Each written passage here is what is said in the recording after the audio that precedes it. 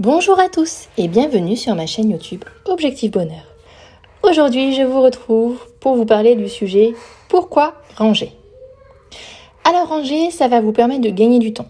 On pense souvent que c'est une tâche chronophage, pourtant bien réalisée, vous pouvez gagner du temps considérable. Je suis certaine que ça vous est déjà arrivé de chercher un objet ou un papier, parfois même pendant plusieurs minutes, plusieurs heures. Alors imaginez le temps que vous auriez pu gagner à ce moment si ces choses avaient été rangées. Lorsque tout est rangé, on gagne du temps sur le long terme en fait, parce que nous mettons moins de temps finalement à trouver nos objets, on a moins d'efforts à faire et puis forcément ça génère moins de charge mentale pour se souvenir d'où sont les choses au quotidien. Alors après un tri, forcément il nous reste moins d'objets, donc il reste plus que les objets indispensables, donc on gagne encore plus de temps et notamment on gagne du temps dans les choix des objets que nous allons utiliser. Par exemple, le dressing épuré, c'est probant, si le matin on n'a que quelques vêtements dans notre choix et finalement on va aller beaucoup plus vite pour savoir ce qu'on va mettre.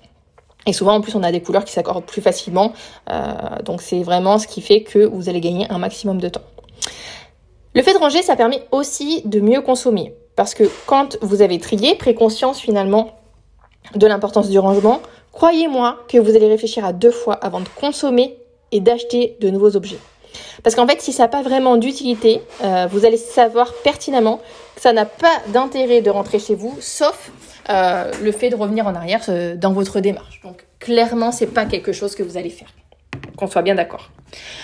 Et puis une fois que vous avez appliqué cette philosophie à vous-même, en fait, vous allez aussi avoir envie de l'appliquer à vos enfants, notamment dans les jouets. Et vous allez vous rendre compte que vos enfants n'ont pas besoin de 100 choses différentes, que ce soit de jouets, d'activités, peinture, perles à repasser, coloriage, cahiers de vacances, bac à sable, balançoire, enfin bon bref, tout ce qu'on peut imaginer acheter pour occuper ses enfants.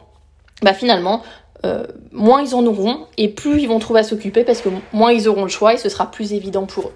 Que quand ils ont trop de choix, finalement, souvent ce qui revient c'est « je m'ennuie ». On a tous connu ça avec nos enfants. Ranger pour aussi avoir plus de sérénité, mine de rien, le fait d'avoir une maison rangée, on se sent bien, on se sent serein et finalement on n'est pas envahi par des émotions désagréables, donc c'est vraiment idéal.